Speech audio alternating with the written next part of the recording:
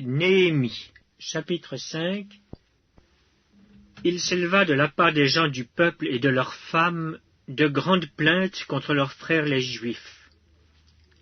Les uns disaient: Nous, nos fils et nos filles, nous sommes nombreux. Qu'on nous donne du blé afin que nous mangions et que nous vivions. D'autres disaient: Nous engageons nos champs, nos vignes et nos maisons pour avoir du blé pendant la famine.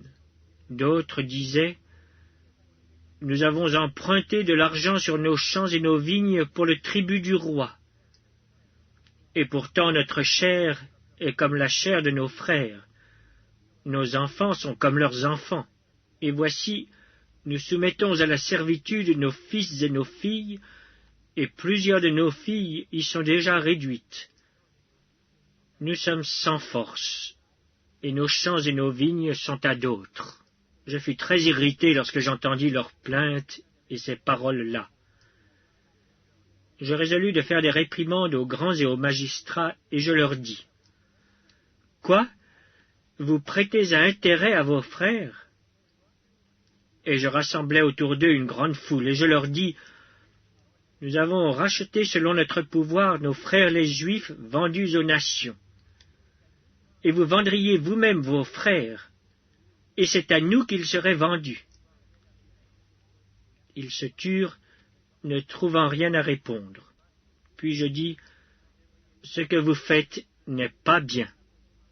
Ne devriez-vous pas marcher dans la crainte de notre Dieu pour n'être pas insultés par les nations, nos ennemis? Moi aussi, et mes frères et mes serviteurs, nous leur avons prêté de l'argent et du blé. Abandonnons ce qu'ils nous doivent. Rendez-leur donc aujourd'hui leurs champs, leurs vignes, leurs oliviers et leurs maisons, et le centième de l'argent, du blé, du moût et de l'huile que vous avez exigé d'eux comme intérêt. Ils répondirent: Nous les rendrons, et nous ne leur demanderons rien. Nous ferons ce que tu dis. Alors j'appelai les sacrificateurs, devant lesquels je les fis jurer de tenir parole. Et je secouai mon manteau en disant: Que Dieu secoue de la même manière hors de sa maison et de ses biens tout homme qui n'aura point tenu parole, et qu'ainsi cet homme soit secoué et laissé à vide. Toute l'assemblée dit Amen. On célébra l'Éternel, et le peuple tint parole. Dès le jour où le roi m'établit leur gouverneur dans le pays de Juda, depuis la 20e année jusqu'à la 32e année du roi Artaxercès, pendant 12 ans, ni moi ni mes frères n'avons vécu des revenus du gouverneur. Avant moi, les premiers gouverneurs accaparaient le peuple et recevaient de lui du pain et du vin, outre 40 sicles d'argent. Leurs serviteurs même opprimaient le peuple. Je n'ai point agi de la sorte par crainte de Dieu. Bien plus, j'ai travaillé à la réparation de cette muraille, et nous n'avons acheté aucun champ, et mes serviteurs tous ensemble étaient à l'ouvrage. J'avais à ma table 150 hommes, juifs et magistrats, outre ceux qui venaient à nous des nations d'alentour.